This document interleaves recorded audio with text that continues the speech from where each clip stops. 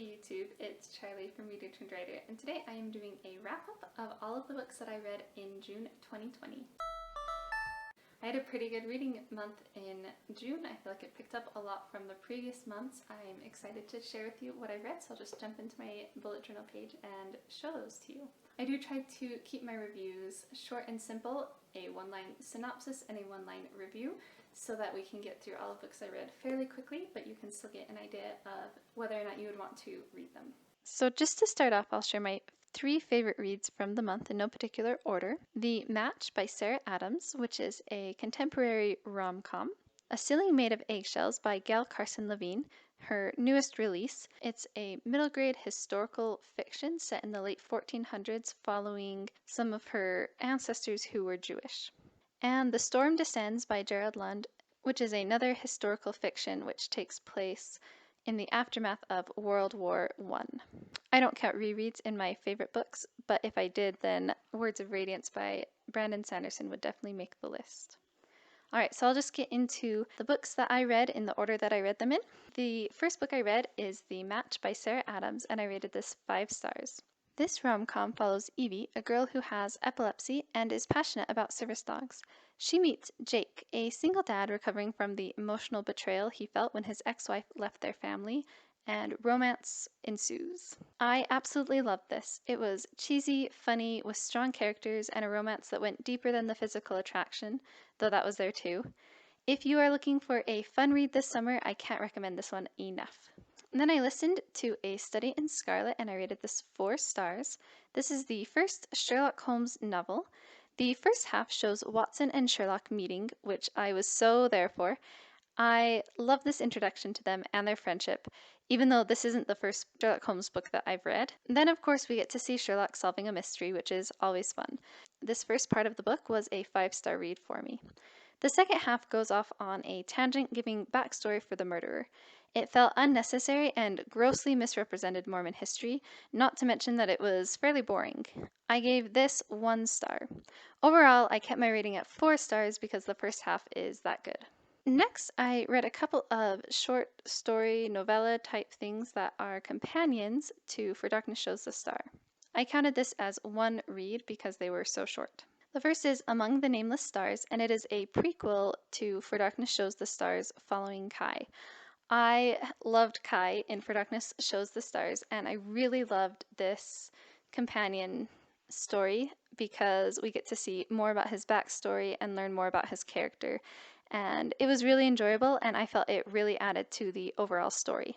The second one is The First Star to Fall, and it is a prequel to Across the Star-Swept Sea, which I actually liked more than For Darkness Shows the Stars, and it follows Persis Blake.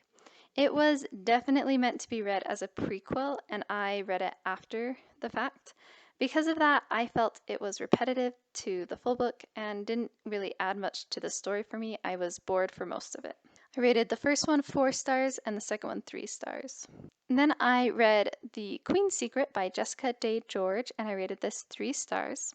This is the sequel to The Rose Legacy, which is a middle grade fantasy for horse lovers.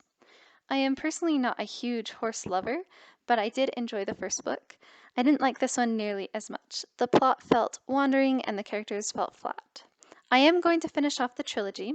I believe the final book was just released, and I do expect to like it more because the middle book in a trilogy is almost always my least favorite, but this one was still a disappointment for me.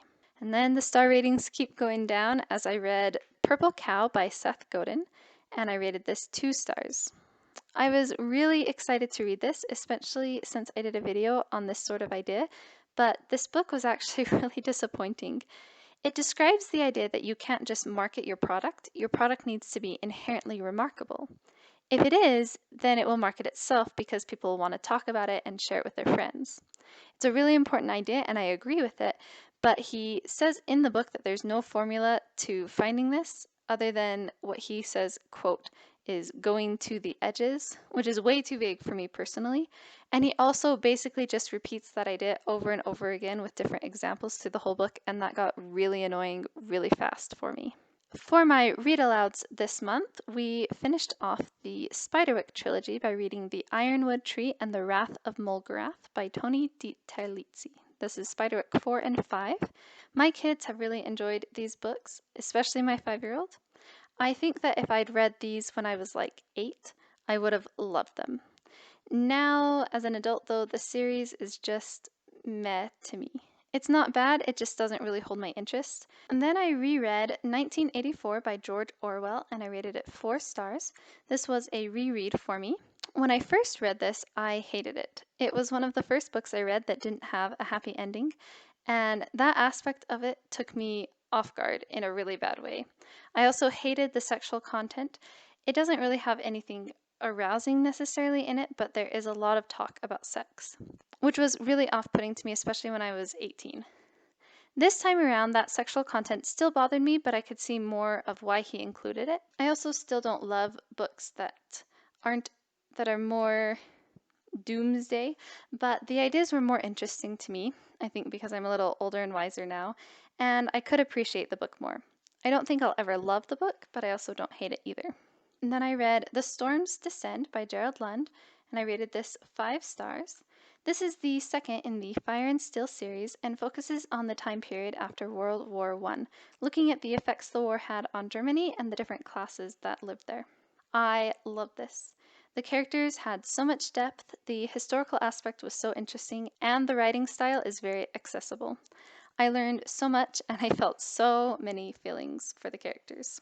Then I read another historical fiction, A Ceiling Made of Eggshells by Gail Carson Levine, and I rated this 5 stars. This middle grade book follows a young Jewish girl near the end of the 1400s in Spain, when life was dangerous for the Jews leading up to their expulsion from the country. I love Gail Carson Levine's writing style, and I felt it was very well suited for this story. Loma was such a fun character to follow, and she has amazing growth. Her family is dynamic and complicated, and the historical tension kept things interesting for me. And then I listened to Words of Radiance by Brandon Sanderson, and I rated it 5 stars. And it was a reread for me. This is the second in the Stormlight Archive, an epic fantasy set in Brandon Sanderson's Cosmere. The fourth is coming out in November, so I have been rereading my way through them this year. I love this series so much, and I can't recommend it enough if you enjoy fantasy. I had a lot of fun revisiting this book and all of its characters. Then I dipped my toes into a Star Wars novel and tried Leia, Princess of Alderaan by Claudia Gray, and I rated it 2 stars. I'm not a huge Star Wars person, but I have seen all of the movies multiple times, so I thought that I would give some of the books a try. I know they're pretty hit and miss, and I thought that this one would be a good one, but it was a pretty big disappointment for me. It followed Leia when she was a teenager, but it had too many cliche YA tropes that I don't really enjoy. The plot felt meandering, and the motivations of many of the characters felt contrived. On top of that, Leia in this book didn't really feel like the same as in the movies, and the things that she experiences in the book don't really match with how I saw her in the movies either. So then it really felt like it just pasted on the Star Wars names, and you could literally just change the names and it would be any YA sci-fi book. If you have any favorite Star Wars books, you can drop them in the comments below and I will go read them. My husband has one series, maybe a duology, I don't remember, about some Sith that he really enjoyed that I'm going to try, but other than that, I don't really have any books in mind yet, but I do want to read more Star Wars books. The final book that I read in June was Heartless by Marissa Meyer, and I rated this 4 stars. I love Marissa Meyer and the Lunar Chronicles so much. This is a take on the Queen of Hearts from Alice in Wonderland before she became queen. It was a really fun read. It had the same whimsical feel as the original, and the negative character arc was so well done. I really wanted it to end happily, even though I knew that it couldn't. Our main character did feel a little wishy-washy to me, especially at first, but I still actually liked her as a character, and I loved seeing her progression, even though that progression was downward. It was a really good book to end the month on. So there's all the books that I read in June. What books did you read in June? I would love to hear some of your favorites in the comments below. If you like this video, don't forget to hit that thumbs up and subscribe for lots of writing content. Thank you so much for watching my video. I will see you in the next one.